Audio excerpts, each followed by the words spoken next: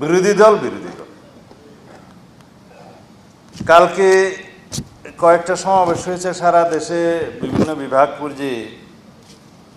এটা পত্রিকায় আজকে হেডলাইন দেখলাম, কোথাও বলছে বাংলাদেশ জামাত ইসলামী সরকার গঠন করবে, বিএনপি বিরোধী দলে যাবে। তো ভাই সব আপনারা কি নির্ধারণ করে দিয়েছেন বিএনপি বিরোধী দলে যাবে নাকি জনগণ করবে? কিন্তু আমার জবাবটা এখানে সেরকম না।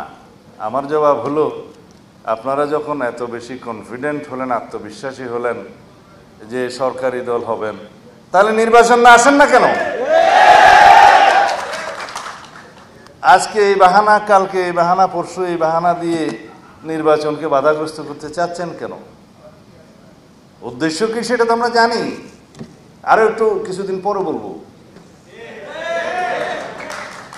কাদেরকে নিয়ে আপনারা আন্দোলন করছেন এখন যুগপথের সঙ্গে, সেটা জনগণ দেখছে। তাদের মধ্যে একটি দল আছে, আমি নাম নিলে তো আবার অসুবিধা, 2024 সালের 7ই জানুয়ারি আমিডামি নির্বাচনে অংশগ্রহণ করেছিল।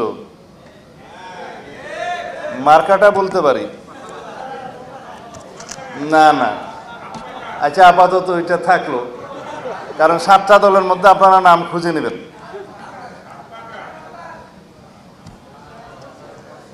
তারা যদি যুগপথের সঙ্গে হলে নিষ্পাপ হয়, তাহলে বাকি যারা 28টা দল দামি নির্বাচনে আওয়ামী লীগের সঙ্গে হয়েছিল, তারা কি মহাপাপী? মানে আপনাদের সাথে সঙ্গে হলে যুগপথের, তাদের কোনো পাপ নাই, এই নীতি সঠিক নয়। আর আপনারা কি বাতাসের কথা বললেন, তো যারা 2024 সালের নির্বাচনে তারা অংশগ্রহণ করার সুযোগ হয় নাই, কিন্তু তার আগের সব নির্বাচনে যারা হাত পাকা দিয়ে বাতাস করেছে তারাও সঙ্গী। তাদের সম্পর্কে আমি বললাম বলে আমার উপর মহা আক্রমণ। কিন্তু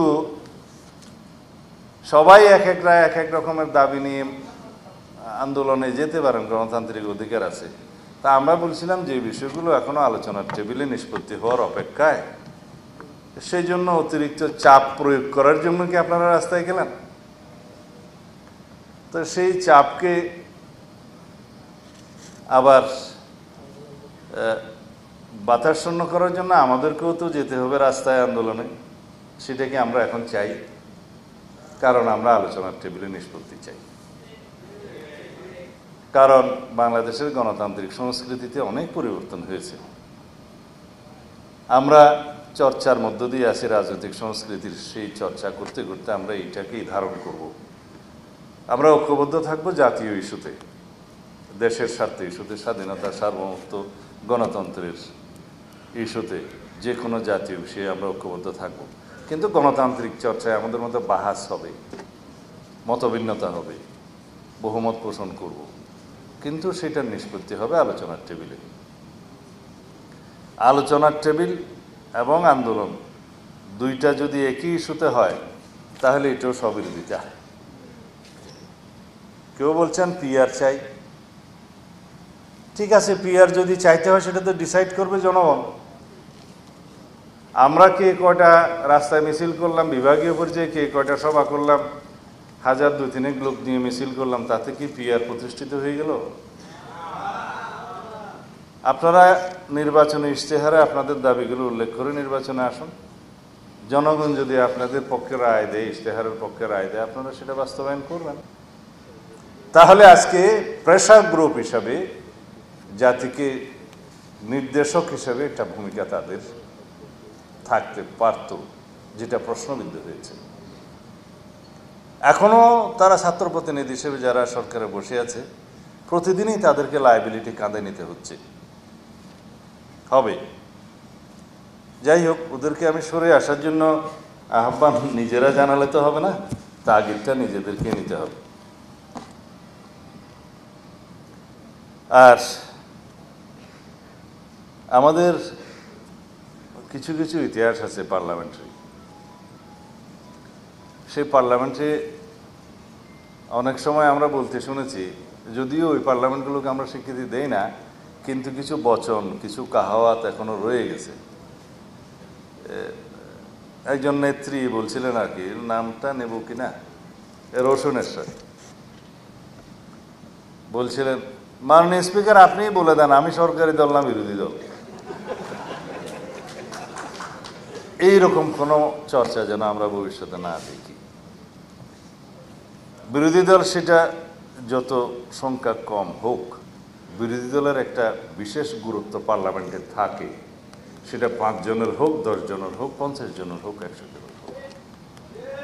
তো ভাই সব আপনারা কি নির্ধারণ করে দিয়েছেন বিএনপি বিরোধী দলে যাবে নাকি? আপনারা যখন এত বেশি কনফিডেন্ট হলেন, আত্মবিশ্বাসী হলেন যে সরকারি দল হবেন, তাহলে নির্বাচন না আসেন না কেন? আজকে এই বাহানা, কালকে এই বাহানা, পরশু এই বাহানা দিয়ে নির্বাচনকে বাধাগ্রস্ত করতে চাচ্ছেন কেন? পত্রিকায় আজকে হেডলাইন দেখলাম, কোথাও বলছে বাংলাদেশ জামাত ইসলামী সরকার গঠন করবে, বিএনপি বিরোধী দলে যাবে। আমার ছোট ভাই হাসনাত আবদুল্লাহ এখানে পুরা এনসিপির ভূত, ভবিষ্যৎ, অতীত সব কিছু বলে গেছে। আমি খুব সমৃদ্ধ হয়েছি, সুখী হয়েছি জেনে। যাই হোক, আমি কোনো উত্তর দিতে চাচ্ছি না, কিছু পরামর্শ দিতে চাচ্ছি। যে আমি নাম নিলে তো আবার অসুবিধা।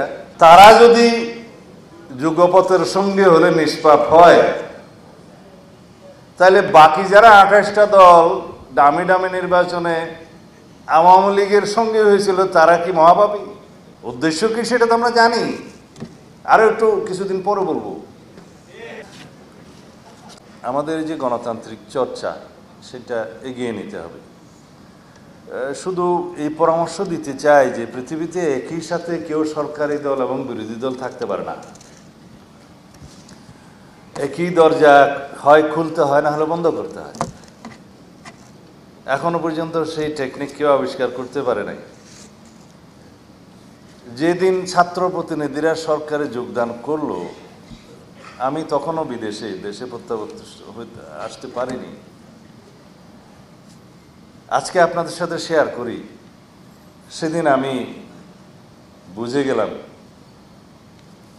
এরা রাষ্ট্র বিনির্মাণে আর ভূমিকা তেমন বেশি রাখতে পারবে না। অনেকে বলবে আমাদের মাথায় তো অনেক বুদ্ধি। এটা বুদ্ধি নয়, এটা অভিজ্ঞতা। যে কোনো গণ অভ্যুত্থান পরবর্তী পরিস্থিতিতে যদি সরকারের দায়িত্ব নেওয়ার জন্য সেই সরকার অভ্যুত্থানকারীরা অংশগ্রহণ করে, পৃথিবীর সব দেশেই সেই অবস্থাটা এইরকম। অ্যান্টি ইনকামবেন্সি পৃথিবীর সব দেশে থাকে, আছে, বাংলাদেশে একটু বেশিই আছে। সরকার বিরোধী মনোভাবটা সবসময় জনগণের মধ্যে থাকে। যে কোনো ব্যর্থতার জন্য প্রথমেই সরকারের দিকে আঙুল তুলে, এই জন্য সরকার দায়ী। দায়ী কি দায়ী না সেটা পরে বিবেচ্য, কিন্তু সবাই বলবে সরকার দায়ী, যেহেতু দায়িত্বে সরকার। এই সরকারের দায়িত্বে আসাটা আমার মনে হয় সেটা তাদের সঠিক বিবেচনা, সিদ্ধান্ত।